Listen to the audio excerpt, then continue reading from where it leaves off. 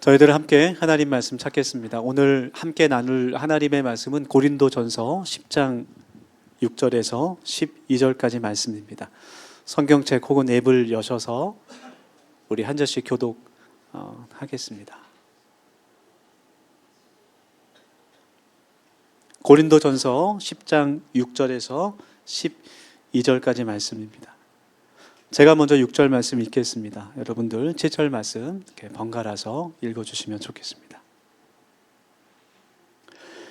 이러한 일은 우리들의 본보기가 되어 우리로 하여금 그들이 악을 즐겨한 것 같이 즐겨하는 자가 되지 않게 하려 함이니,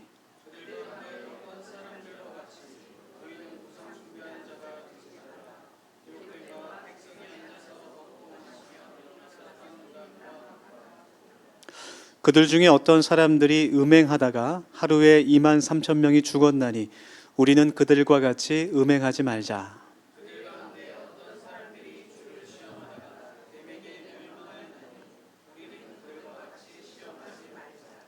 그들 가운데 어떤 사람들이 원망하다가 멸망시키는 자에게 멸망하였나니 너희는 그들과 같이 원망하지 말라.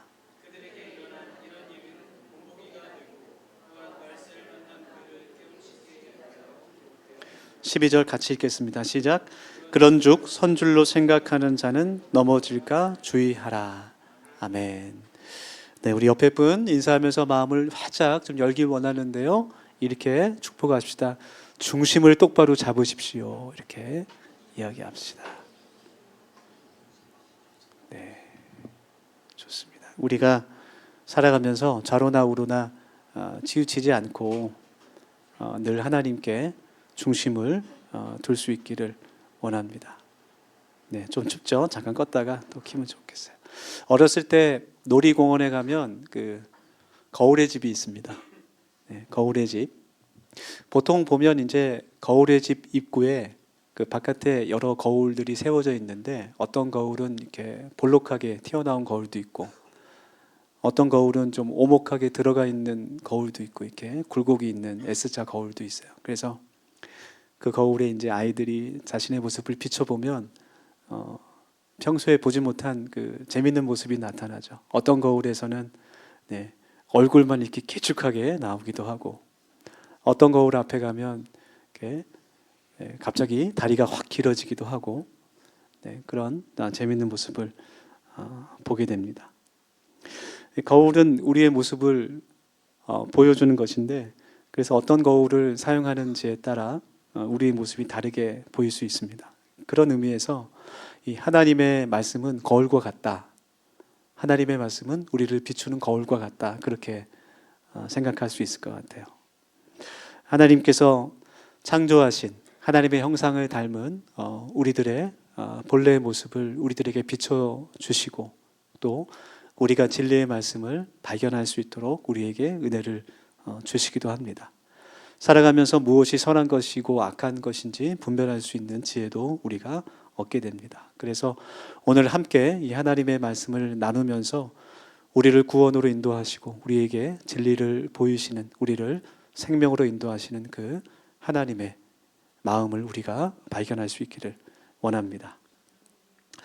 오늘 성경 본문 말씀에서 바울 사도는 고린도 교회에 보내는 그 편지를 통해서 고린도 교회 성도들에게 구약 성경에 들어있는 말씀, 이스라엘 백성들이 출애굽한 그 과정에서 있었던 몇 가지 사건들을 들려주고 있어요.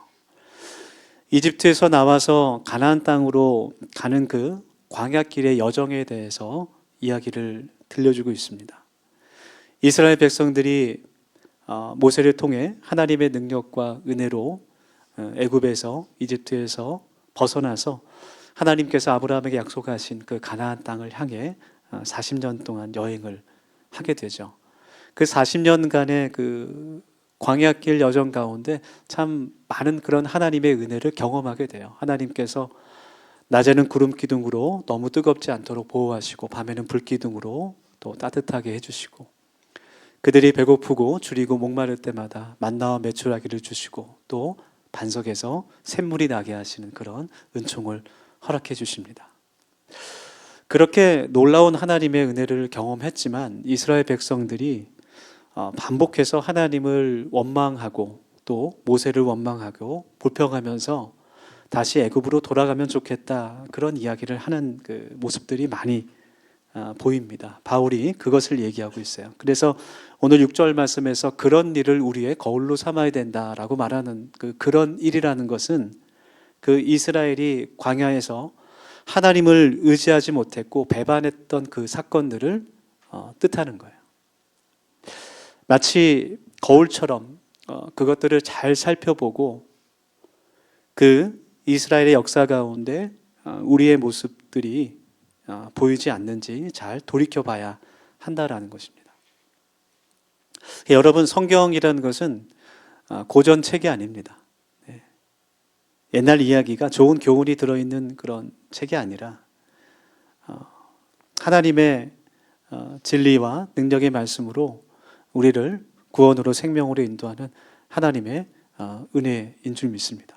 그래서 오늘 저와 여러분이 겸손한 마음으로 그 하나님의 말씀 앞에 서서 우리 자신을 그 말씀 앞에 비춰보는 그런 시간이 되기를 간절히 원합니다. 바울 사도는 그 이스라엘 광야길에 있었던 4가지 사건을 말하는데요. 첫 번째는 금송아지 사건이에요. 7절 말씀 제가 읽겠습니다. 함께 눈으로 보시기 바랍니다. 오늘 본문 말씀 7절 말씀이에요. 그들 가운데 어떤 사람들과 같이 너희는 우상 숭배하는 자가 되지 말라. 기록된 바 백성이 앉아서 먹고 마시며 일어나서 뛰논다 함과 같으니라.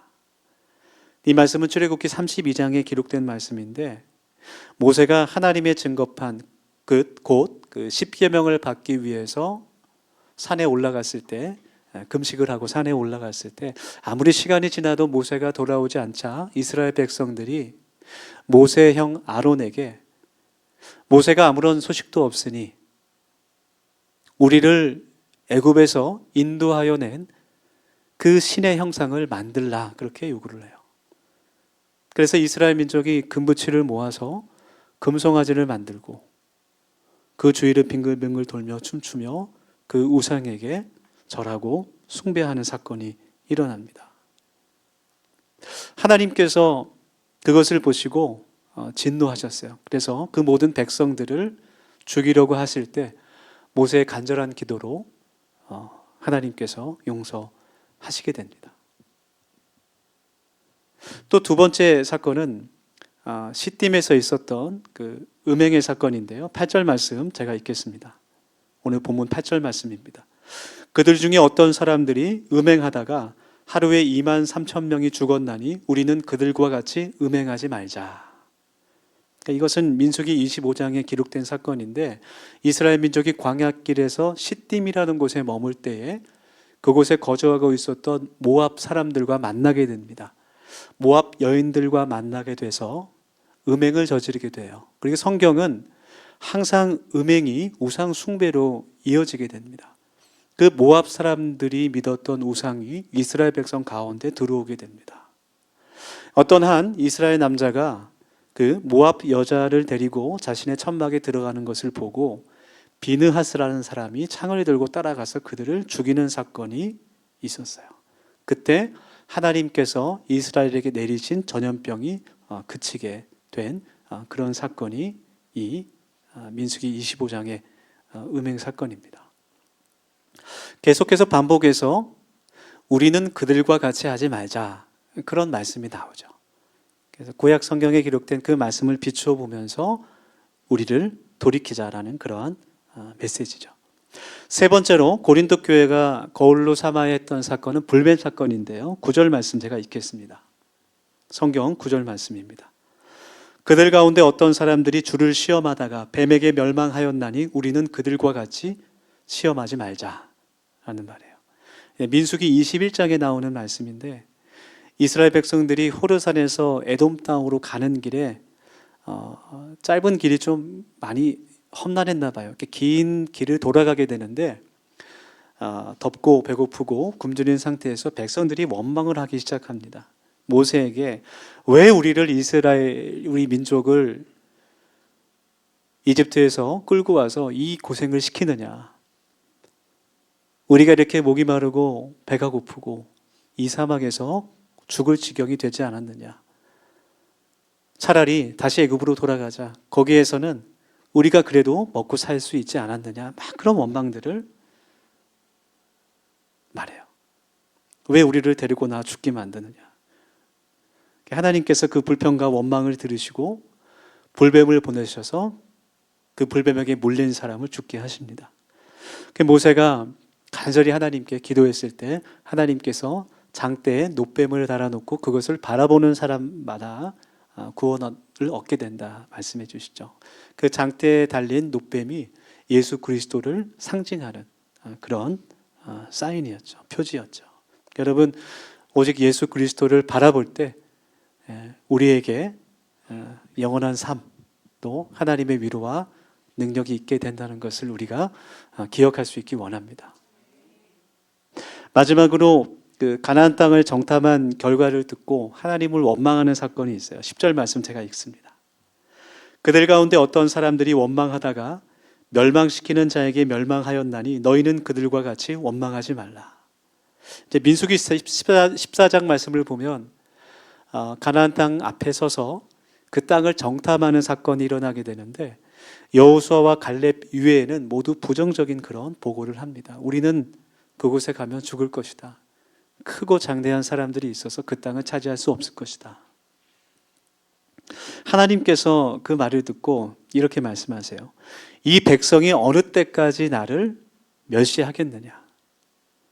내가 그들 중에 모든 이적을 행한 것도 생각하지 않고 어느 때까지 나를 믿지 않겠느냐. 그러니까 하나님께서 어느 때까지라고 말씀하신 건 정말 많이 인내하시고 참으셨다 이제 그런 생각이 들어요. 여러분, 이스라엘 백성들이 광야를 지나면서 수많은 하나님의 은혜와 기적을 경험했습니다. 그런데 힘들고 어려울 때마다 그것을 너무 쉽게 잊어버리고 하나님을 불평하고 원망하고 있어요.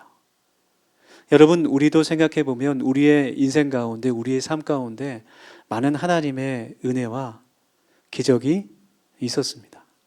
그런데 우리가 그것을 잘 기억하지 못한다는 것은 그것이 하나님의 은혜인 것을 깊이 깨닫지 못했거나 아니면은 그러한 은혜가 나에게 있었을 때 내가 그것을 깊이 감사하지 않았기 때문에 그래요. 우리가 하나님의 그 은혜를, 그것이 은혜인 것을 깨닫고 또 깊이 감사하게 될 때 잊지 않을 수 있습니다. 그래야 반복적으로 우리에게 다가오는 고난과 어려움 가운데 원망하지 않고 하나님을 바라볼 수 있게 되는 것이죠. 하나님을 원망한 이스라엘 백성들이 이 사건 때문에 40년간의 광야에서 방황하게 되는 것입니다. 이 네 가지의 사건이 우리에게 말씀하시는 것이 무엇일까? 11절 말씀처럼 이 말씀을 우리의 거울로 삼아야 된다라는 거예요. 우리의 경계해야 된다는 것이죠.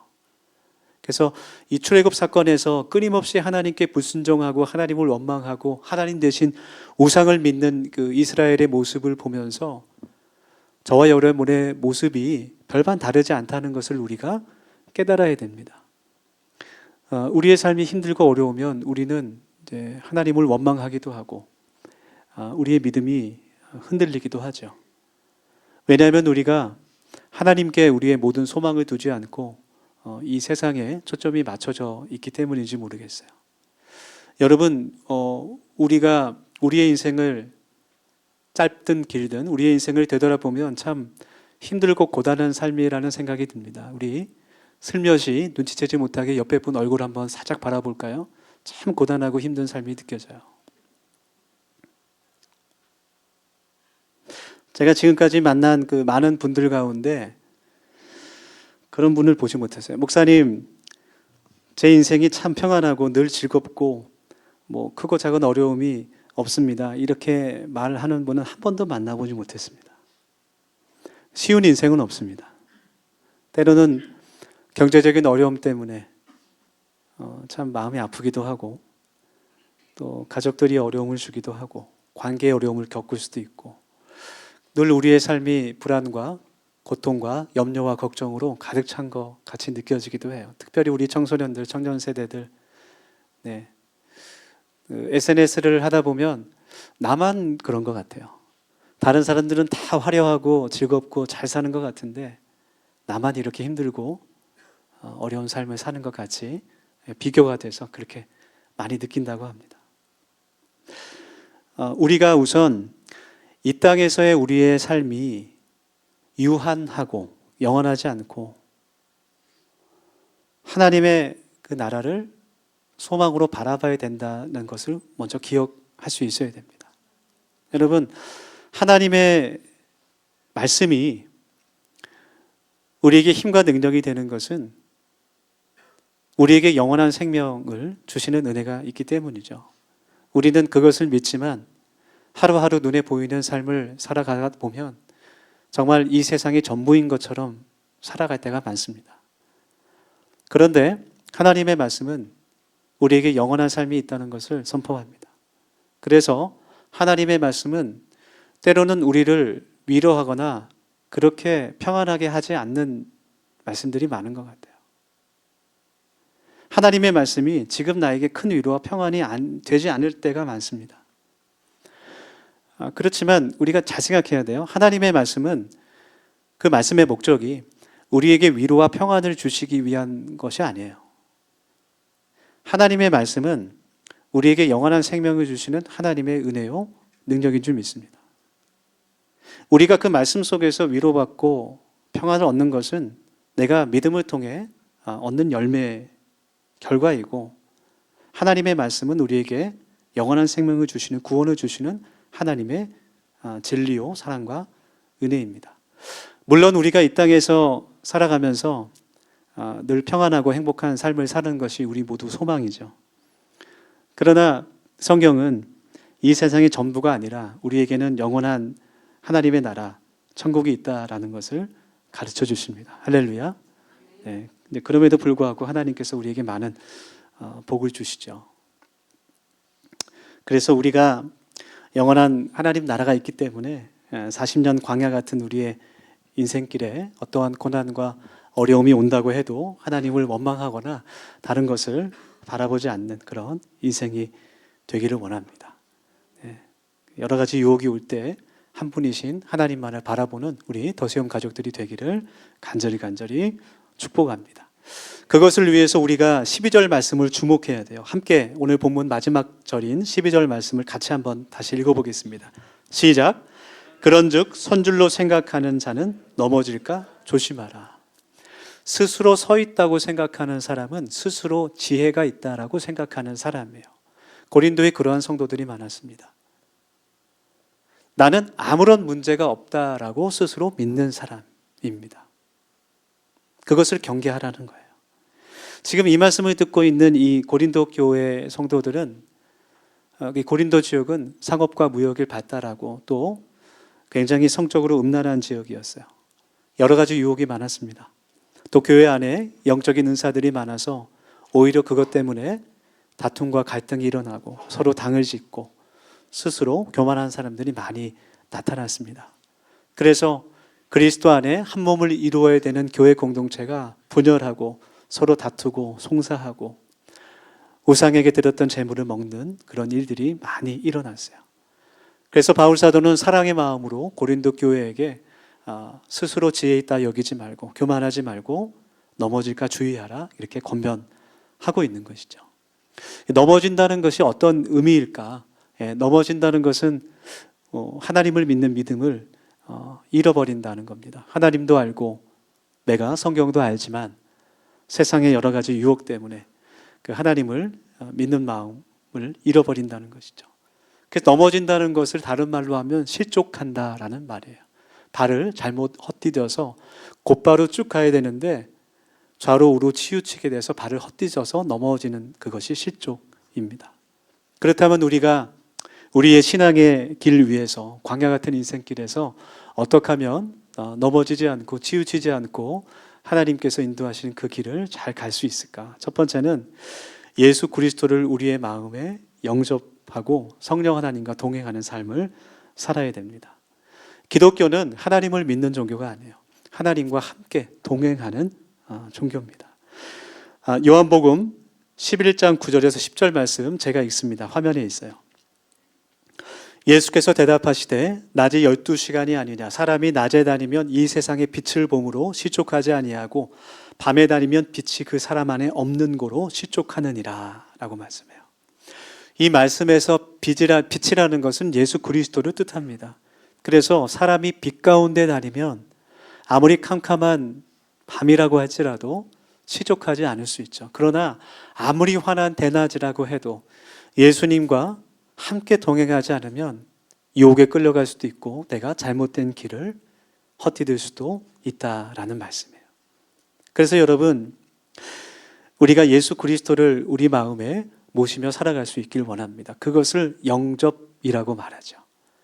예수님을 나의 구주로 고백하며 우리 마음 가운데 초대하고 그분과 함께 동행하는 우리 더수염 가족들이 되기를 간절히 원합니다. 네, 그것이 가장 중요하죠. 여러분, 예수님께서 나를 위해 십자가에 달려 돌아가셨습니다. 네, 예수님께서 저와 여러분의 모든 죄를 대신 짊어지시고 그 모든 죄의 값을 십자가 위에서 그 몸으로 갚으신 것을 믿습니다. 그래서 예수님의 십자가는 우리의 능력이 되는 것이죠. 우리가 넘어지지 않고 올곧게 바로 설 수 있도록 도우시는 우리의 능력이에요. 또한 예수님의 십자가는 우리를 넘어뜨리려고 하는 그런 모든 유혹과 어려움을 물리치는 가장 강한 무기가 됩니다. 시편 27편 1, 2절 말씀 제가 읽습니다. 여호와는 나의 빛이요 나의 구원이시니 내가 누구를 두려워하리요 여호와는 내 생명의 능력이시니 내가 누구를 무서워하리요 악인들이 내 살을 먹으려고 내게로 왔으나 나의 대적들 나의 원수들은 그들을 실족하여 넘어졌도다 라고 우리에게 선포합니다. 나의 빛이 되시고 나의 구원자 되시는 예수 그리스도를 믿을 때 나를 넘어뜨리려고 하는 그 유혹과 죄들이 넘어지게 된다는 것을 우리가 믿기를 원합니다. 두 번째로 우리가 올곧게 서기 위해서는 기도해야 됩니다. 우리가 기도할 때 하나님께서 우리를 성령으로 바른 길로 인도해 주시죠. 기도는 유혹을 이기는 하나님의 능력이 됩니다. 시편 73편의 말씀인데요. 2, 3절 제가 읽겠습니다. 화면에 있습니다.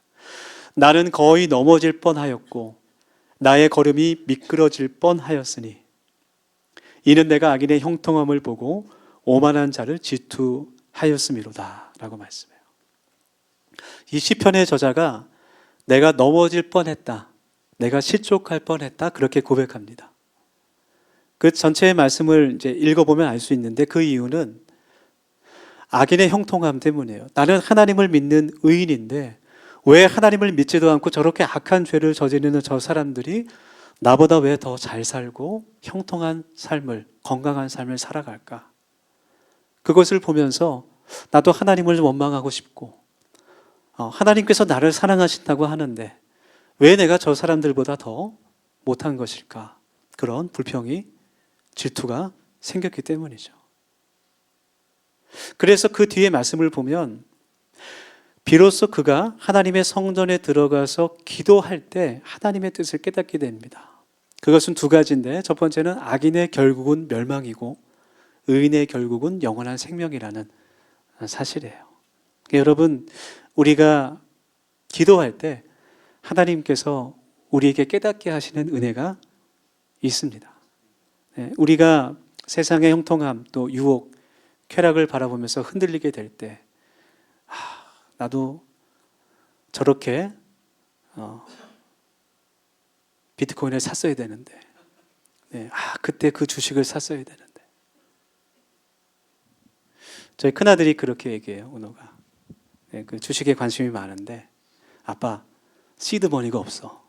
그래서 아들아 아빠도 없어 이렇게 얘기한 적이 있는데 그 빌립보서 4장 6, 7절 말씀 보면 하나님께서 우리가 기도할 때 우리의 마음과 생각을 지키신다는 그런 말씀이 있죠. 제가 읽겠습니다. 아무것도 염려하지 말고 오직 모든 일에 기도와 간구로 너희 구할 것을 감사함으로 하나님께 아뢰라. 그리하면 모든 지각에 뛰어난 하나님의 평강이 그리스도 예수 안에서 너희 마음과 생각을 지키시리라. 그렇게 말씀해요. 그러니까 여러분, 우리의 생각과 마음을 우리가 지키기가 어렵습니다. 하나님께서 지켜주셔야 돼요. 기도할 때 우리의 마음과 생각을 주님께서 지켜주십니다. 끝으로 하나님의 말씀이 우리를 넘어지지 않도록 지켜주십니다. 시편 119편 105절 말씀인데요. 주의 말씀은 내 발의 등이요 내 길의 빛이니이다 라고 말씀해요.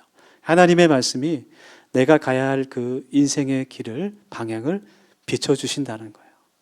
여러분, 하나님께서 우리에게 우리의 인생길에 올바른 방향을 제시해 주시는 분입니다. 구체적으로 너는 이것을 해라 그렇게 지시하시는 분이 아니에요. 어떤 분은 고민해요. 하나님, 목사님 A로 가야 됩니까? B로 가야 됩니까? 물론 때로는 명확하게 하나님께서 깨닫게 하실 때가 있지만 우리의 기도는 하나님, 내가 어떤 길을 선택하든 주님께서 나와 동행해 주시기를 원합니다. 나를 모든 것을 합하여 선한 길로 인도해 주시는 하나님을 믿습니다. 그렇게 기도해야 됩니다. 그리고 하나님의 말씀이 우리를 인도하시는 빛이 된다라는 거예요.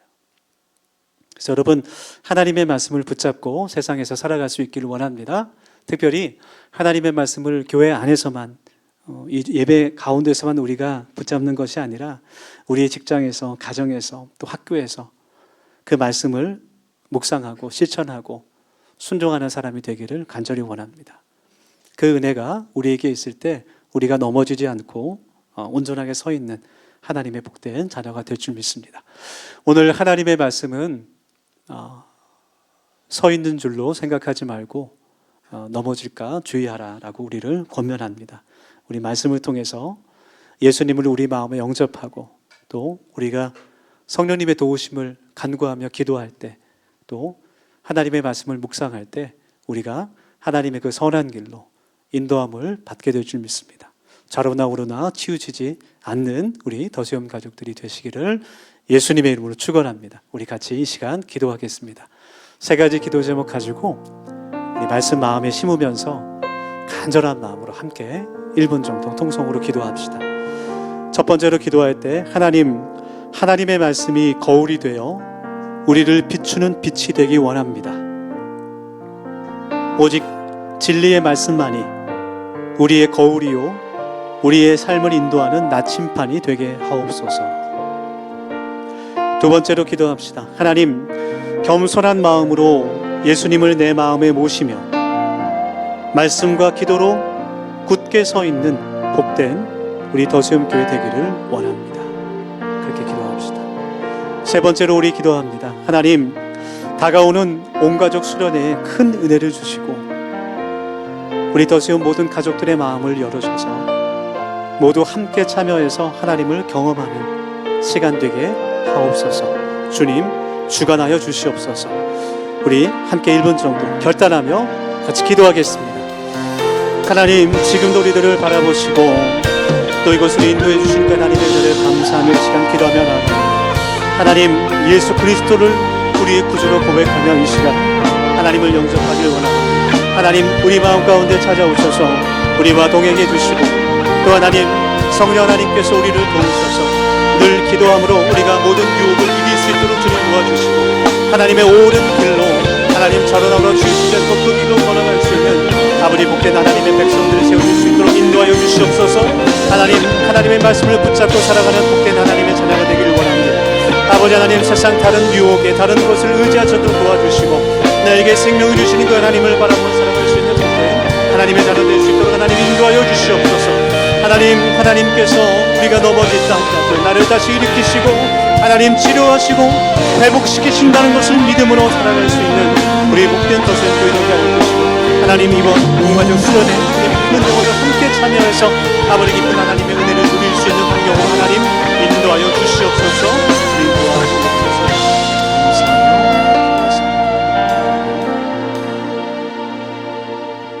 지금도 나를 눈동자와 같이 바라보시며 나에게 말씀해 주시는 하나님, 모든 것을 내려놓고 신실하신 하나님을 의지하며 살기를 소망합니다.